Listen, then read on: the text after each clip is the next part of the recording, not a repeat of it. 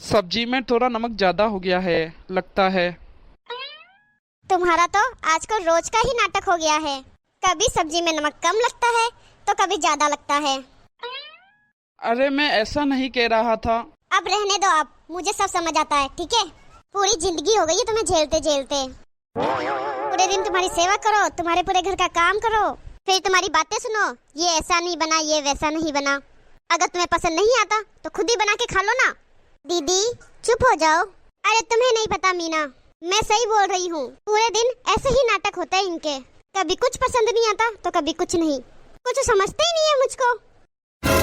दीदी बस करो, खाना खा रहे हैं, चुप रहो। क्यों चुप रहूं छोटी? इनको क्या पता चलता है? सुबह मुंह लेके निकल जाते हैं और रात को आते हैं घर में। इन्हें क्या पता घर के अंदर कितना काम है। खुद तो पूरा दिन घर के बाहर मजे करते फिरेंगे और मैं पूरे दिन इस घर में नौकरानी की तरह काम करती रहूं। करा ही क्या है इन्होंने? ना ढंग का मकान बनाया, ना ढंग की चीजें हैं घर में, और ना ही ढंग के कपड़े पहनाए हमें कभी। करा क्या है इन्होंने अपनी जिंदगी के अंदर? पूरे घर का काम मैं करूं, बच्चे मैं संभालूं। मेरी तो जिंदगी ही खराब हो गई शादी करके। ये तो शुक्र बनाओ कि मेरी जैसी मिल गई तुम्हें। कोई और आती ना, फिर आपको पता चल जाता। दीदी बस करो। अरे सही कह रही हूँ छोटी मैं। इन आदमियों को पता ही क्या चलता है? घर का काम करते हैं हम, झाड़ू पोछा बर्तन कपड़े सब कुछ औरतें करती है। बच्चों को संभालना, पूरे दिन घर के अंदर लगे रहना। इन आदमियों को क्या पता चलता है? चले जाते हैं नहा धो के। इनको क्या पता पूरे दिन घर कैसे चलता है। मेरी साथ वाली औरतें सब ऐश मौज कर रही है।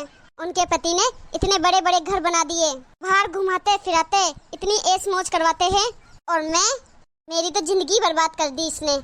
अब बस भी करो। अरे क्या गलत कह रही हूँ छोटी मैं? औरतों की तो जिंदगी नरक बना रखी है आदमियों ने। हॉस्पिटल में बच्चा पैदा करना और उसका दर्द झेलती है औरतें, और फिर बाद में बच्चों को पालती भी है वो भी औरतें। रात रात भर तक बच्चों के पीछे जगेगी कौन? वो भी औरतें। बच्चे रोए तो चुप कौन कराएगी? वो भी औरतें। अगर औरतें ये सब काम नहीं करे ना तो एक दिन में ही आदमियों को पता चल जाएगा। हेलो भैया, राधे कृष्णा भैया। हाँ क्या कर रही है बहन? क्या करूंगी, अपनी किस्मत में रो रही हूँ भैया। क्या करूं भैया, मेरी तो किस्मत ही खराब है जो ऐसा आदमी मिला है मुझे। हाँ सही बोल रहे हो भैया, मुझे आपके पास आ जाना चाहिए। वैसे भी तंग आ गई हूँ इस आदमी के साथ। हाँ हाँ आ जाओ भैया आप मुझे लेने। दीदी आप इतनी सी छोटी सी बात के लिए घर छोड़ के जाओगी? हाँ जाऊंगी छोटी मैं। मुझे नहीं रहना ऐसे आदमी के साथ। जा रही हूँ मैं अपने भाई के घर, नहीं रुकना मुझे यहाँ। अच्छा तो कितने दिन बैठे रहोगे अपने भाई के घर? मेरी इच्छा होगी जब तक रहूंगी। मेरा भाई बहुत अच्छा है, मुझे कुछ नहीं कहता। बहुत अच्छा है मेरा भाई। दीदी इतना तो कुछ कहा नहीं है आपके पति ने जो आप घर छोड़ के जा रही हो। तू भी इनका पक्ष ले रही है छोटी। पूरा जमाना तो नारियों की पूजा करता है, नारियों को ऊंचा बताता है। तू है जो मुझे गलत बता रही है, मुझे गलत समझ रही है। एक औरत होके औरत का साथ नहीं दे रही। हाँ बिल्कुल, पूरा जमाना एक नारी की पूजा करता है। मैं भी एक नारी हूँ, पर इसका मतलब ये नहीं हम नारी सम्मान के चक्कर में आदमियों का मान सम्मान भूल जाए। अरे ये छोटी मोटी बातें तो हर घर में चलती है। इसका मतलब ये थोड़ी ना है कि हम हर छोटी छोटी बात पर घर छोड़ के चले जाए। कितने दिन बैठी रहोगी भाई के घर पे? भाई नहीं तो भाभी सुना देगी, भाभी नहीं सुनाएगी तो अड़ोसी पड़ोसी सुना देंगे। ज्यादा कोई नहीं रहने देगा बिना सुनाए आपको वहाँ। और क्या कह रही हो आप अपने पति को कि आपने अपनी जिंदगी में क्या किया है? अगर इन्होंने कुछ नहीं किया है तो आपका घर चल कैसे रहा है? इसमें कौन सी बड़ी बात है? अपना अपना घर तो सभी चलाते हैं। हाँ तो मैं उन सभी औरतों के लिए कह रही हूँ। आप क्या सोचती हो पूरे दिन आपके आदमी घर के बाहर मजे करते फिरते हैं? अरे सुबह जाता और शाम को इसलिए आता है क्योंकि वो पूरे दिन बाहर काम करता है, ना कि मजे। तब जाकर घर चलता है तुम्हारा। आदमी थका पिसा घर आता है और घर आते खाना खाने बैठेगा ना, तभी औरतें उन्हें सुनाना शुरू कर देती है कि आपने ये नहीं किया, वो नहीं किया, तुमने जिंदगी में करा क्या, तुमने मेरे लिए ये नहीं किया, वो नहीं किया, उसकी वाइफ ऐसी, इसकी वाइफ ऐसी। अगर आपके पति ने कुछ किया नहीं है तो फिर घर का राशन कहाँ से आ रहा है? जो ये कपड़े और गहने पहन पहन के घूमती हो, कहाँ से आए ये सब? तुमने तो पैदा किया है बच्चों को, बाकी जिंदगी बना कौन रहा है? स्कूल और कॉलेजों की फीस कौन भर रहा है? आपके घर में राशन का सामान ना तो आपके भाई डालते हैं, ना ही सास ससुर और ना ही आपके माँ बाप। आपका परिवार आपका पति ही चलाता है दीदी।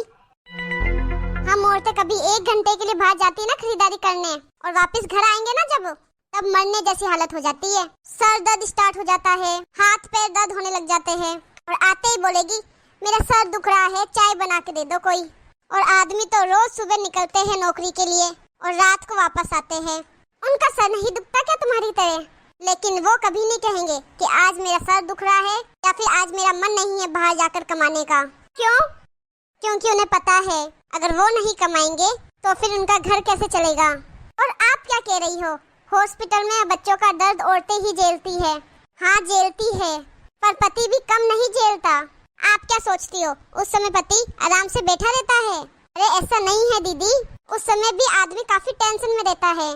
बाहर कितनी लंबी लाइनों में खड़ा रहता है, घंटों दवाइयों के लिए। एक डॉक्टर से दूसरे डॉक्टर के पास भागता है, रिपोर्टों के लिए, दवाइयों के लिए भागता है। चाहे सर्दी हो, चाहे गर्मी हो, चाहे बरसात हो, चाहे कैसा भी मौसम हो, अगर डॉक्टर बोलेगा ना तो आधी रात को भी दवाई लानी पड़ेगी। अगर आधी रात को पैसों की भी जरूरत पड़े ना तो फट से इंतजाम करता है आदमी। उस समय औरतों को क्या पता चलता है, उनको तो बस यही है कि हमने बच्चा जन्मा है।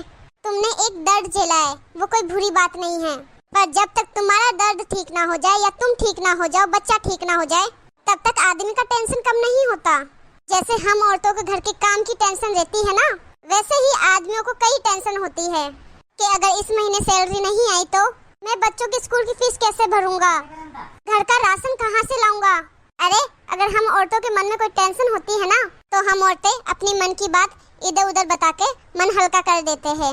भाई के आगे, पापा के आगे, बहन के आगे, माँ के आगे या कोई सहेली के आगे भी अपना दुख दर्द बता के मन हल्का कर देती हो।